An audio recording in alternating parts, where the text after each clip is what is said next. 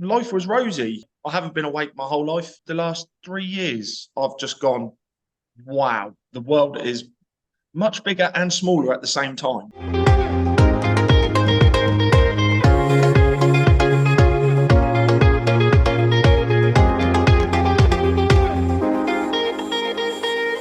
Ladies and gents, good afternoon from sunny England.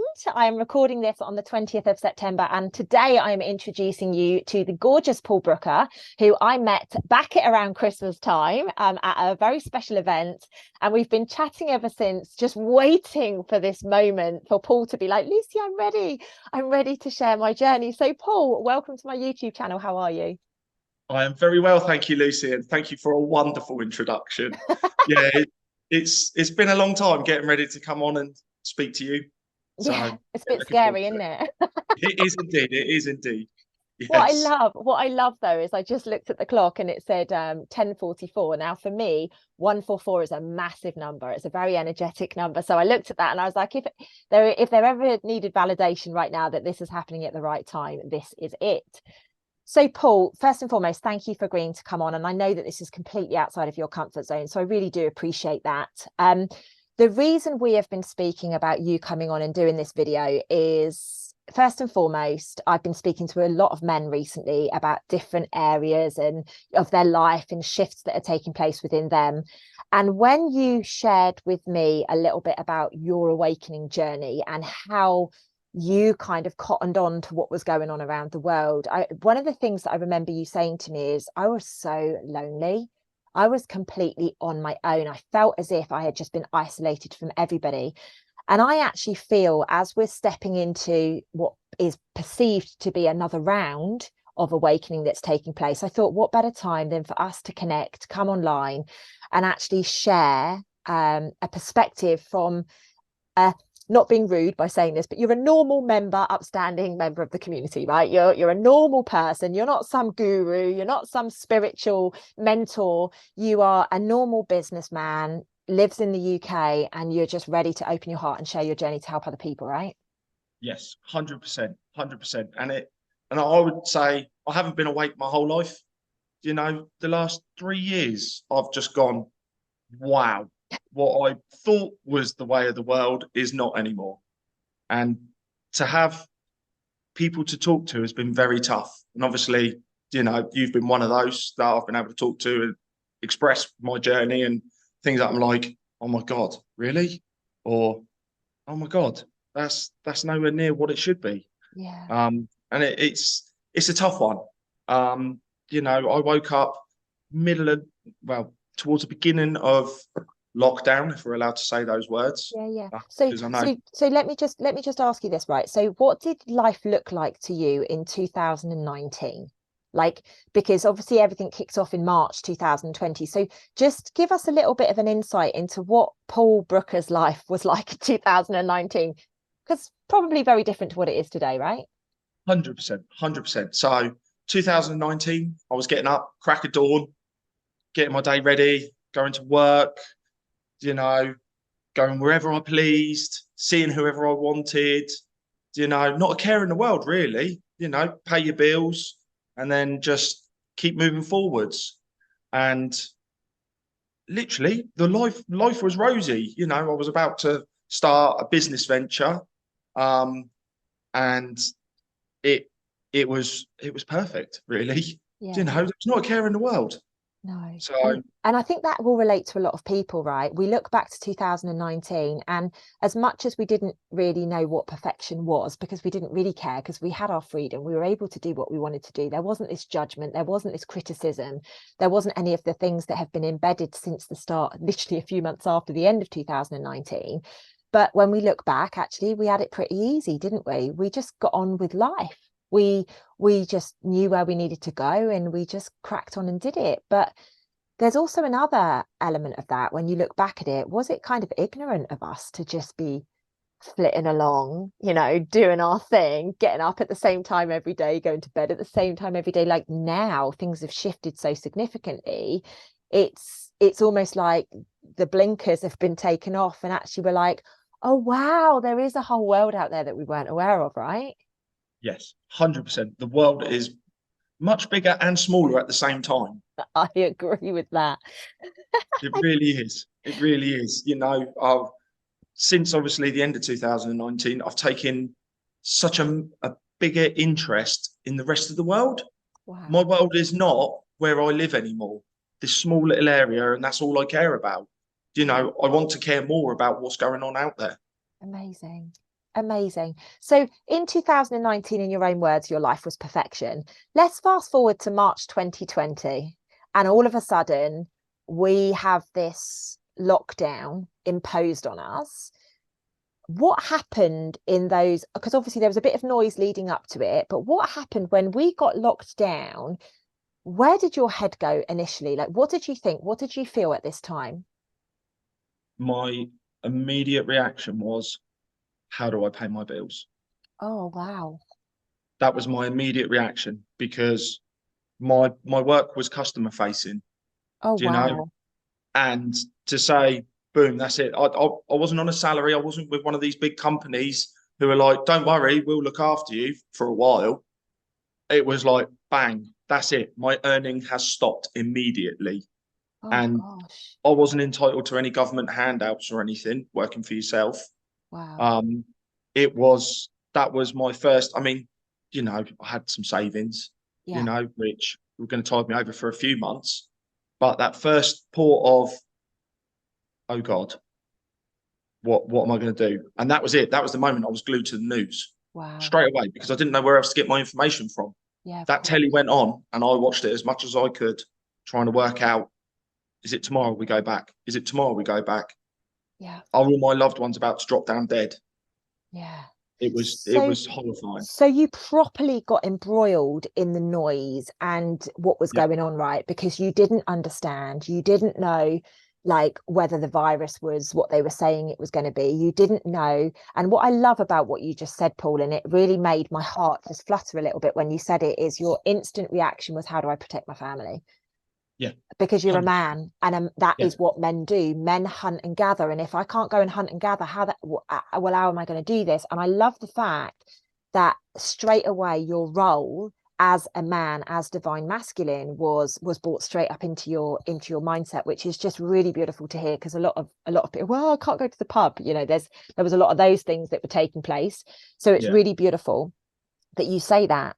So here we are in March 2020, you're glued to the TV, you've got absolutely no earning potential. Yeah, you've got some savings, but savings are savings, right? Therefore, yeah, a time which, we really, really are likely to hit rock bottom kind of thing. When we're desperate, we want to dip into our yeah, savings. And on top of that, everyone else is like being spoken to about government handouts, but not you, because you don't fit into the category. Now, I resonate with that because I didn't fit in the category either. Yet all of these other people were. And there comes a little bit of bitterness with that, isn't there? oh yeah, I've got a 100%, family too. Who's going to pay my mortgage? Who's going to pay my bills? 100%. Why is that person's family more important than my family? Yeah, yeah. So how did you start to process that? Like what was the process that you went through, Paul? Uh, the very next day, I sat down with a piece of paper and went, "What can I go without?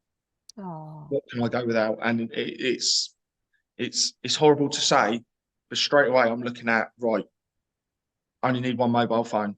Get rid of the work phone or my personal phone. Um, you know, straight away I'm on the phone to Virgin Media, which is an internet provider in this country, going, slow my internet down, save me yeah, £2 or whatever it is. yeah. And you start being really, really conscious about what you're using and how you're using it. Um, Luckily, I wasn't one of the toilet roll hoarders that were rife everywhere around I've the forgotten UK. about that. Yeah, yeah, the toilet roll hoarders. I live normally with the sense that I went to the shop when I really had to. Yeah. I wasn't clearing shelves just to say, oh, look at me, I can survive one more day than the next person. Those people really, really grind on me. So Isn't what, you it can survive one weird? more day. Isn't it weird when you look back that those behaviors actually took place? Like for me, Yeah, I'd completely forgotten about that, Paul. And it's not because I'm ignorant or I have chosen to forget about it, because like you, I have a level of frustration with people who are like, I'm a team player. I want to help everybody win. I want to come together as a community, and I would willingly go and walk a toilet roll over to my neighbor if they had none, you know. That's and so for me that mindset was very, very strange. But a question I'd like to ask you is, were you fearful when you were going to the shops initially? Did you Yeah, really believe that these, you know, that the masks were going to save you? Did you really yeah, believe that the yeah, virus was 100%, okay? Yeah, 100%. I mean, you know, I straight away I went and found something I could use as a mask. yeah, You know, you were getting whatever you could, because straight away there were no surgical masks or anything like that that you could lay your hands on. So no. you were making it out of, you know, they were all saying, let's make them out of bits of cloth. Later on down the road, you find out it's the worst thing you could have made them out. You know? But you were doing the best you could at the time with the knowledge Yeah, that you had, right? yeah, Absolutely. So exactly. the key point here is you were a firm believer in everything the news was telling you, in everything that was being spun around. So Mhm. how long were you in that space for?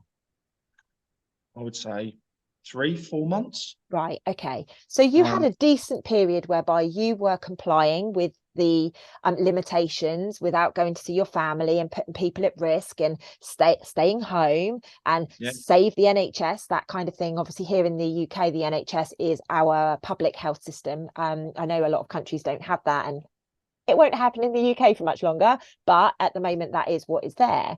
So for a few months, you really bought into this. You really played the game. yeah. What was the turning point for you? The turning point. Now, a family member of mine said a few bits to me, and straight away I thought he was a nutter. Absolute nutter. What are you going on about? Why would the government ever want to do wrong by us?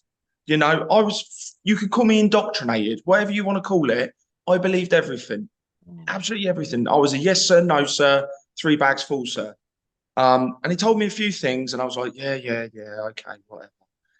And then there was an interview with Boris Johnson.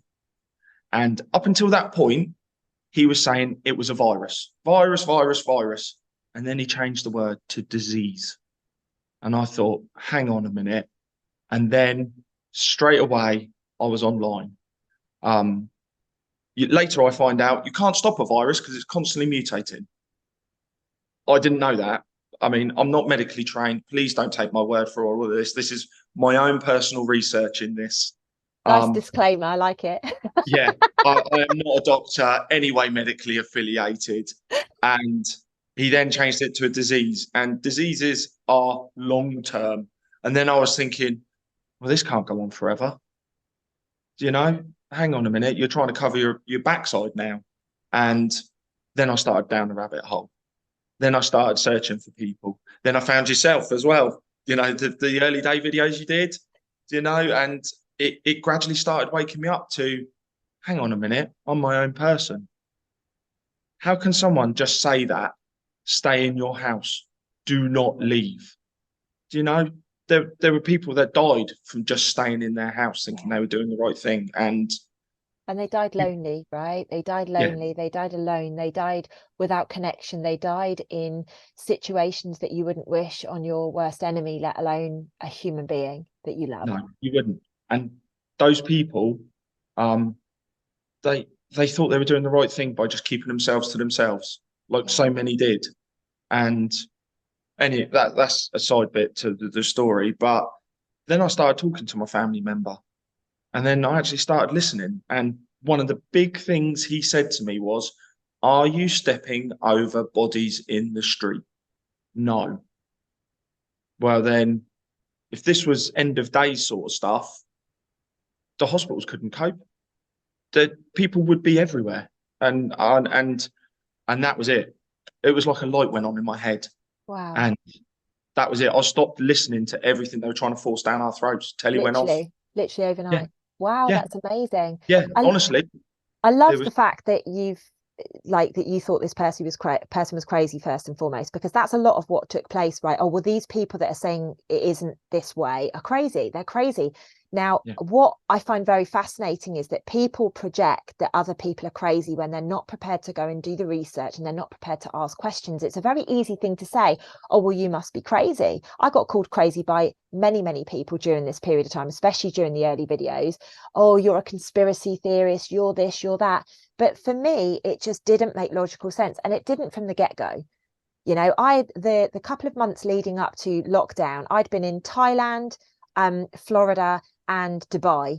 Thailand was a holiday, but the other two I was at speaking gigs with thousands and thousands of people there. And I was like, I'm sorry, but if this was such a deadly thing that was taking place, we wouldn't be congregating like this. And to the point that the person made in your family, who was bonkers, you know, and they probably were, by the way, because we're all a little bit crazy, aren't we? But I couldn't get my head around the fact that these images were coming out of China of people dropping down dead on the streets, yet where we were, there was none of that.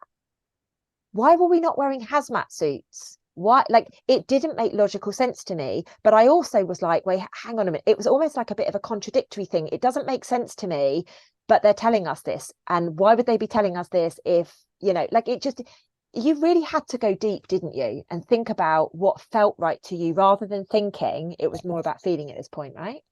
Yeah, you did. I mean, like, and it was hard. It was hard for me to, how do I describe it? To go to him, my family member that is, and say, you're right. When, you know, my own pride, I was calling him, well, I didn't say it to his face, but, you know, telling everyone else that We'll he's a tell him nutter. now, though. You're a nutter, Yes, mate. exactly.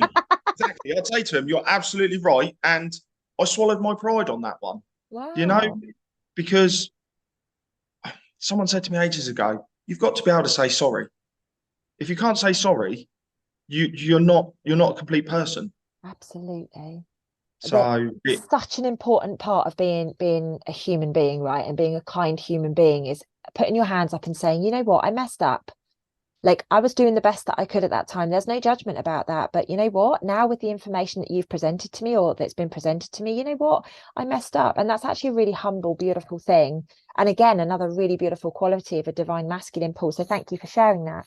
So other than your family member, was there anybody else you could talk to about this stuff at that time? weird one because, you know, I started talking to my siblings. I mean, I am the only one in my household that is not, I hate to use the word awake, that is a critical thinker, that I'm willing to look at all sides of an argument, and make my own decision based on the information at hand. I've stopped believing in, oh, someone else has done all the research for me. Oh, I'll just trust their opinion, because that isn't the way to live your life again. It's so I now start looking at my own research.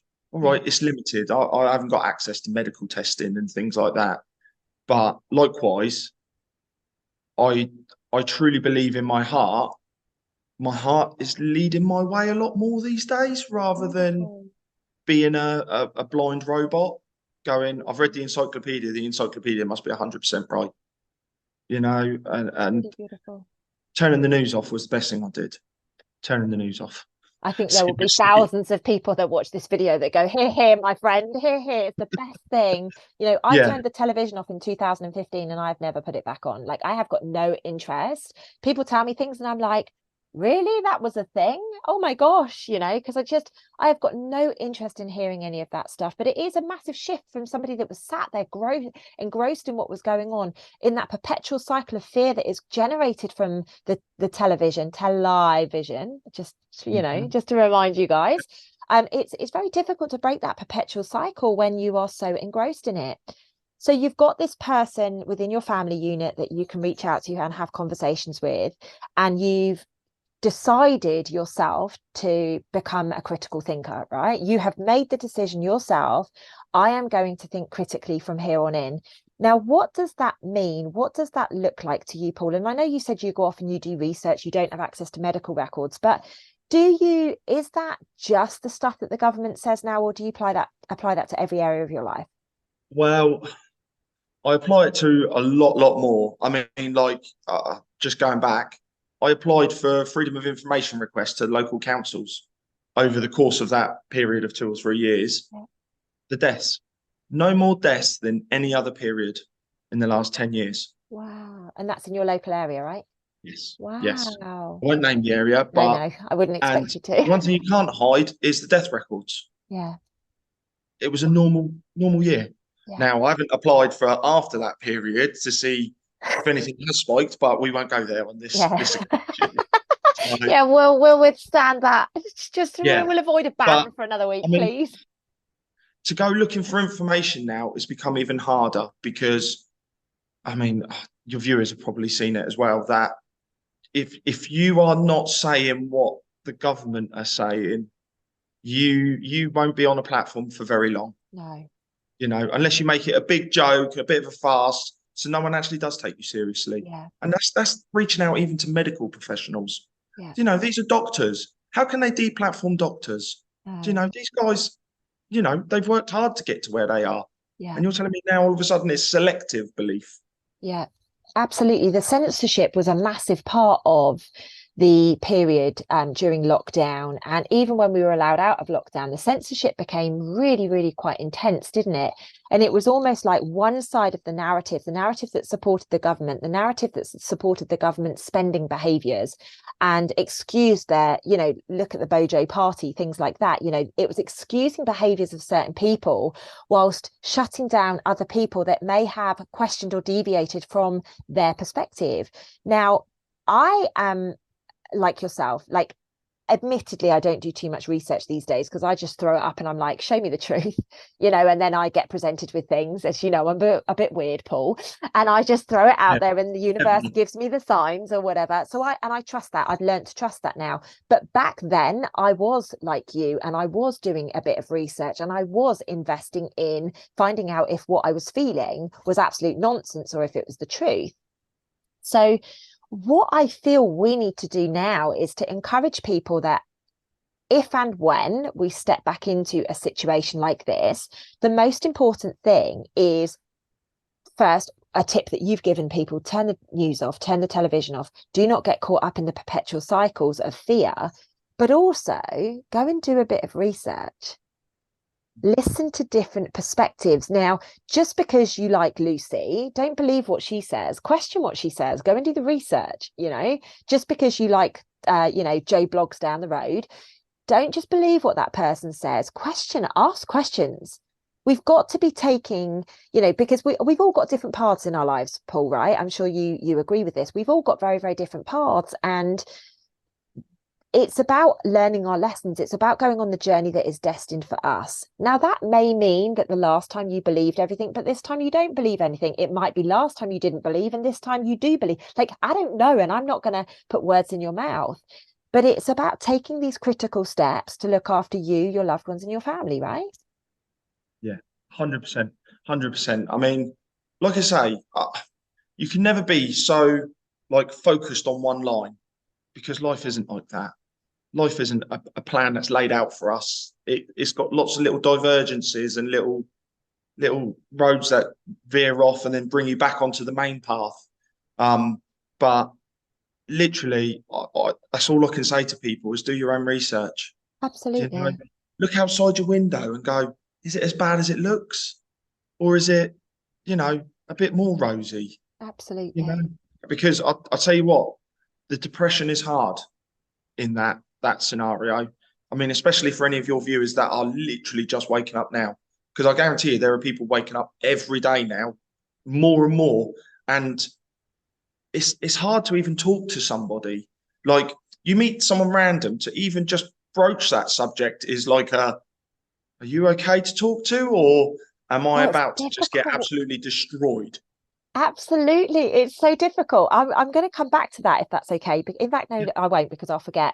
I actually had to have a conversation with somebody just last week because when I work with them, we're in quite close proximity. Now, you know, there's nothing weird about it, by the way. It's just like, you know, he's a personal trainer of mine. So there is skin on skin contact. And I haven't had to have that conversation with him.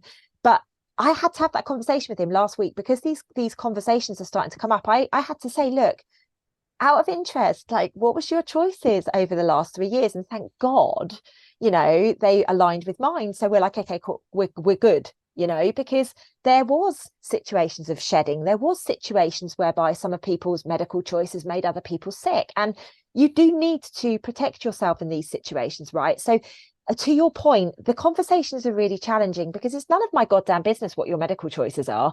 But if we're in close proximity and you are going to be, you know, putting something in your body that may well impact me, it's my right to know at the same time.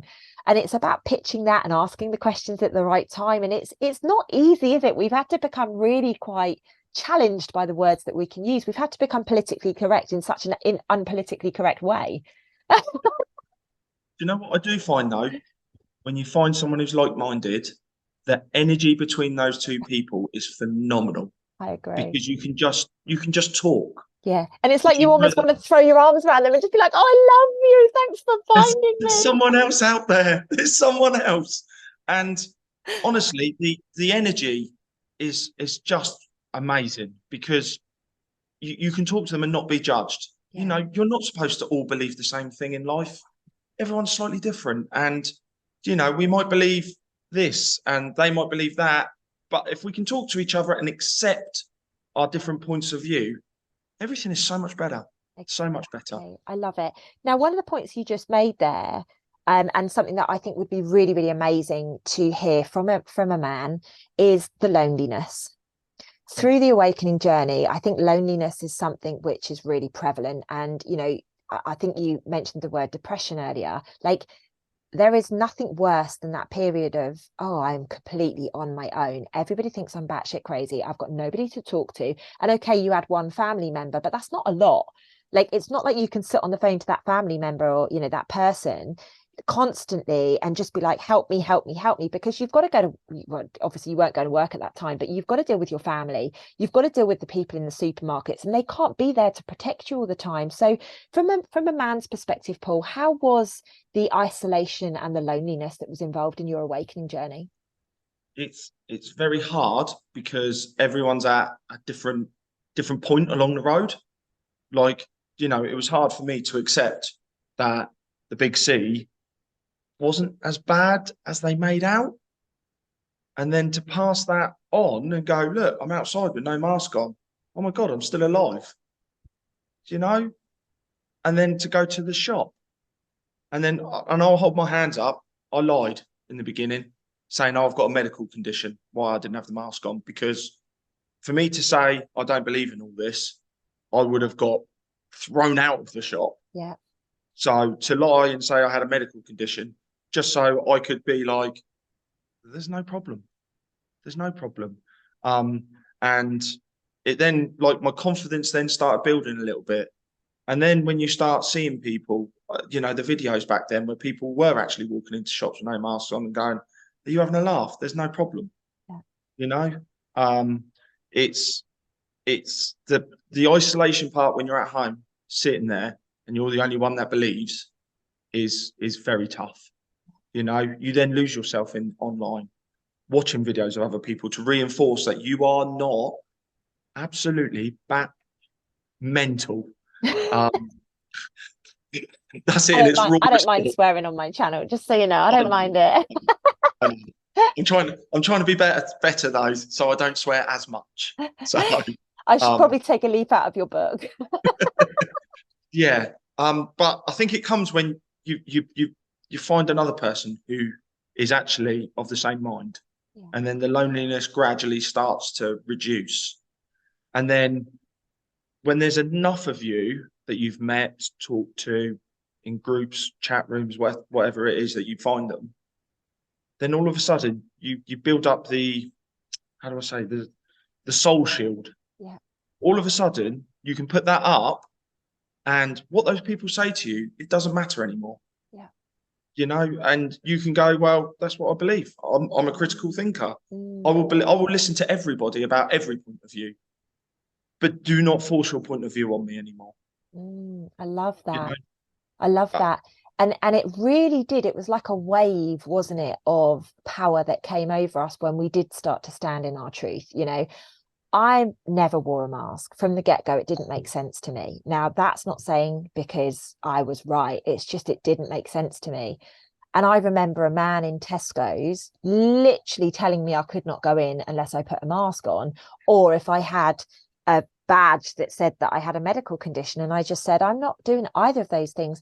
So I actually called the manager on this one occasion, because literally, I mean, I'm okay. I'm happy to stand up in my truth and I'm happy to speak, you know, like I always have been. But with this, I felt so passionate about it for the people that had been, God forbid, gang raped, and they couldn't put something over their mouth. So on this one occasion, I'll never forget it. I was bloody miles away. I was in Hertfordshire or something like that. And this man in Tesco's was literally hunting me out to throw me out. So I went over to customer service and I said, hey, I need to speak to the manager, please. And the manager came down. He was ever such a nice guy. And I just said to him, listen, I'm not here to cause a stir, but I am allowed in your shop without a mask on. And he said, yeah, absolutely no problem. Like, anybody's welcome. I said, right, please, can you educate your staff that they don't know if I've been gang raped in the back of a van and they held their hand over my mouth and now I'm fearful of having something over my mouth. They don't know if I've had my head pushed down into something and I wasn't able to breathe. So now I'm fearful of this. So please, on behalf of the people that can't speak up for themselves, please educate your team that they cannot be forcing and using what they perceive to be their position of power on other people, because we don't know what goes on behind closed doors. Now, I'm not saying any of those things have happened to me, because it would be a lie if I did. But what I'm saying is we don't know people's circumstances. And the way that we need to live our life, the way that we need to carry ourselves, has to be premised on the fact that I don't know this person. So you know what? I'm not going to judge them. Yeah. And I feel that is a massive part of the awakening journey that is taking place around the world right now, because we've all judged people. All of us have judged people. We judged people for their beliefs. We judged people for their being crazy or being mental, you know, all of these things. But now we're getting to a point whereby we're like, you know what? You think what you think. I don't need to give energy to that. You do what works for you and your family. I'm just not going to get involved. I'm going to remove myself from that situation. And what's wrong with us doing that? Yeah. Actually, it's very sensible to be in that mindset whereby we just love on each other where we are. Yeah, I mean, I 100% believe in that. And in a weird sense, going back to that, I've never seen people feel so empowered when they thought they could throw someone out because they weren't wearing a mask. Of all the things you could throw someone out for because they weren't wearing a mask. Yeah. And that just flabbergasted me. Absolutely flabbergasted me. You're in a supermarket where everybody is touching everything. You're wearing your outdoor clothes of whatever you've walked in on. Do you know? And all of a sudden, one piece of cloth is going to save the day. Yeah. Going to save the day. And I find that just absolutely shocking. And how people got treated for that was wrong. Yeah. Absolutely. And we did see human behavior. Like, I mean, I've never seen human behavior like it. You know, I saw people arguing. I saw people banging into each other. I saw like queues going around the blooming car park of a supermarket. Like, the human behavior, when you actually look back, was very manipulated, and it's actually quite contrived that a government can very easily and quickly create these behaviors in normal upstanding members of the community. They all of a sudden started going crazy for toilet roll, for water. Yeah. You know, we literally did see the world go mad for a period of time, didn't we? Oh, 100%. 100%. I felt like a criminal when the DIY shops opened. And, you know, what else do you do at home but DIY when you're stuck in for months on end? I felt like a criminal when I went to go buy some bricks and some sand and cement. And I'm like, right, if they ask me, what am I going to say? And literally, you're sitting there trying to think up any reason why you're standing in a queue 2 meters apart while they only let 10 people in at a time. It was honestly, how can I feel like a criminal when I'm not a criminal? Yeah. And that just shocked me. And actually, one time I invited my mate down just so I could say hello to him. So, we timed it so we were both sort of stood in the queue together, but 2 meters apart. So it's Oh, those silly little stories as well that came out of it. absolutely. Wow. So really, Paul, you got engrossed in it at first. You felt isolated. You felt deflated as a man, I would imagine, not being able to provide for your family. Oh yeah, 100%.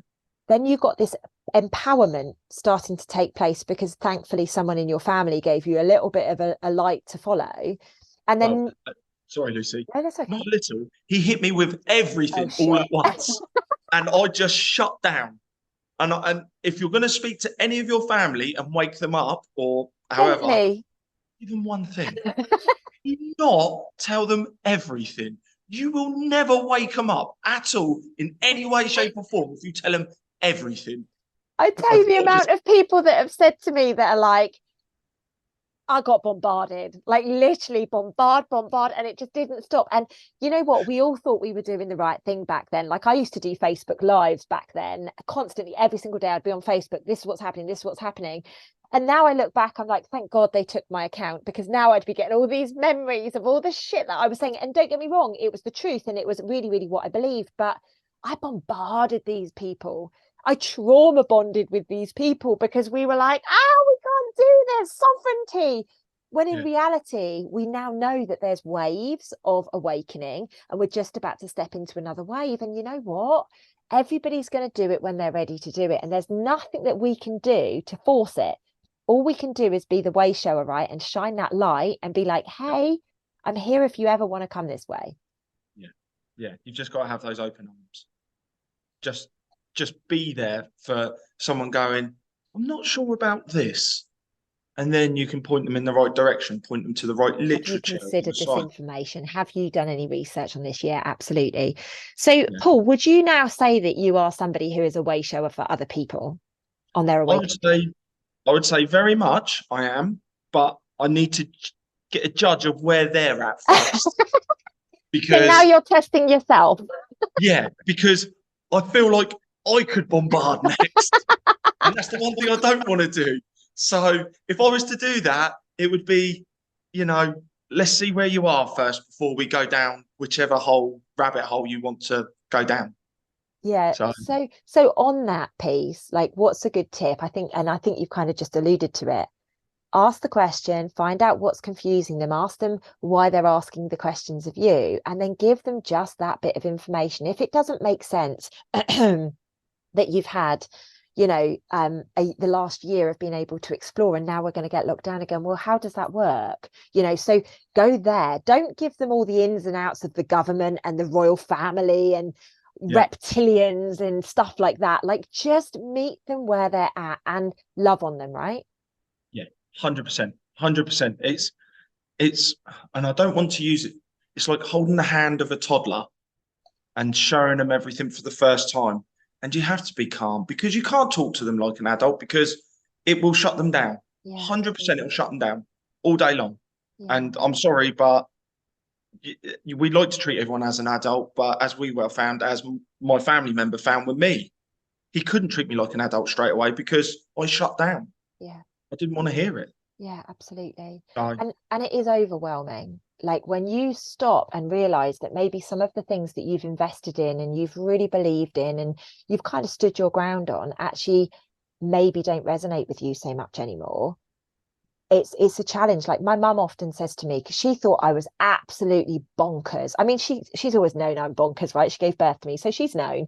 But during this period of time, she thought I was absolutely bonkers. Like she wouldn't see me. She didn't see me for 14 months, because she was like, no, no, no, no, no.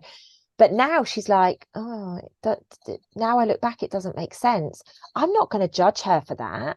What I'm going to do is just say, talk to me about what bit doesn't make sense. What are your decisions going to be if, God forbid, it happens again? Like that's literally the questions that I'm asking. So I hope that has helped some of you to just maybe not go in at 120 miles an hour because we're in a 70-mile-an-hour zone, ladies and gents, not 120. So just remember, everybody is going to wake up. The normal, average, everyday people are going to wake up if that's what they choose to do this lifetime.